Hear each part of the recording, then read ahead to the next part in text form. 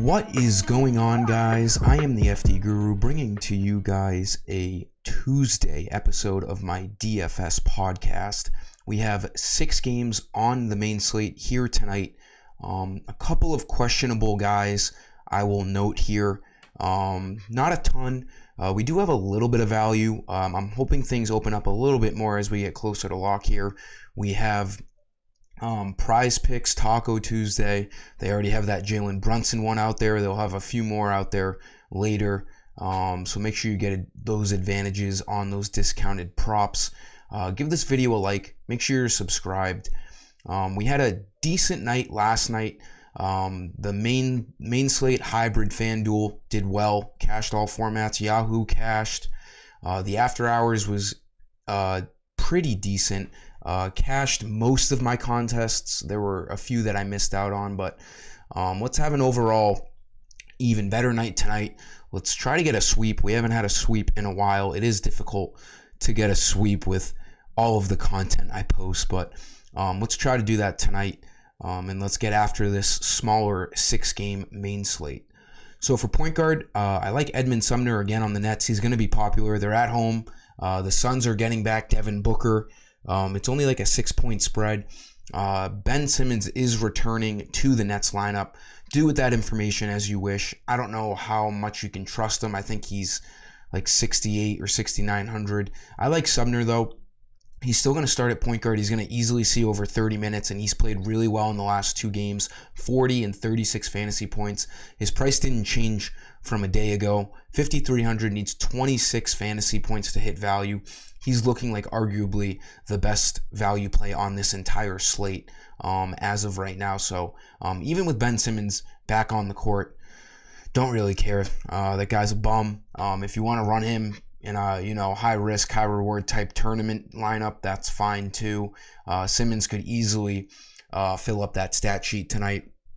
But then on the other side of it, he could easily suck and only play 20 minutes and be miserable. So I do like Sumner as the point guard here tonight. He's looking like an awesome value play.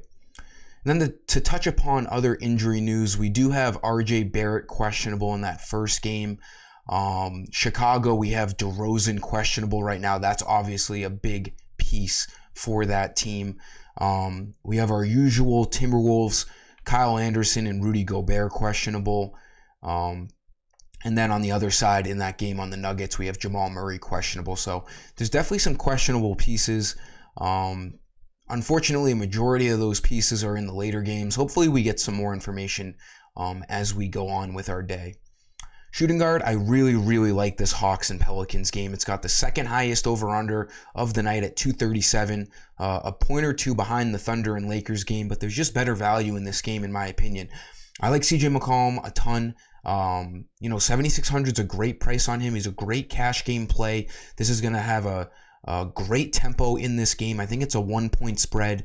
Should be a very competitive game, high-scoring game. The Hawks are not good on defense. The Pelicans are also not great on defense. They're still without Zion Williamson, so CJ is going to get plenty of usage. They blew out the Kings last game, so he only played 22 minutes and still hit value. He's a great cash game guy because he's going to get you 34 plus fantasy points, and then he has a 50-point ceiling. So you can get away with him in tournaments and cash games. 7,600, he needs 37, 38 fantasy points. He's just about averaging that on the year. So he looks like an awesome play, and then you could easily, to go into my small forward play, pair him with Brandon Ingram. I don't think this is a negative correlation picking both of them. They're going to see a huge usage rate between both of them.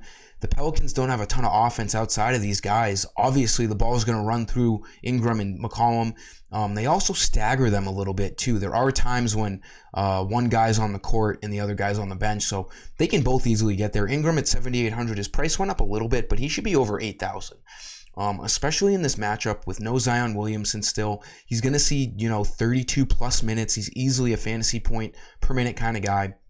He needs 38 fantasy points to hit value. He's done that, easily since his minutes got set back to normal at above 30 minutes. 36, 47, 44.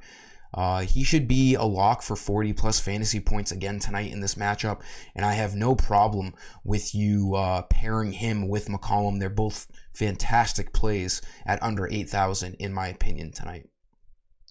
Power forward, this position fucking sucks right now. There's no beating around the bush. Unless you're okay with like spending up at Anthony Davis against the Thunder, I don't want to spend up here as of right now. Maybe AD on a tournament team. DeAndre Hunter looks like the most, the play that I can stomach the most here at power forward at 5,600. It's by no means a, extremely comfortable play, but this guy sees his minutes. He's going to start. He's going to see over 30 minutes in a competitive game, and he can do a little bit of everything. He's a pretty decent offensive weapon for them. Can run into a steal or two. Is a little bit active on the boards and the assists. He needs 27 fantasy points to hit value. He's been right around there in 4 out of his last 5 games. And again, like I was talking about with McCollum and Ingram, this game environment is awesome. It's going to be fast-paced, and DeAndre Hunter's a guy who strives in a fast-paced game. He's, still a young player. He's fast, likes going end-to-end, so I don't mind this play. I'm hoping more things open up at power forward as we go on with our day, because it's by no means a comfortable position to pick. And then for center, Vucevic looks fantastic at 8,300. They're just not raising his price. He's like 9K plus over on DraftKings. He's been like that for the past 3 to 4 games. So let's take advantage of this price on him. And there's also a chance that DeRozan sits tonight. If he does play, I still like Vucevic.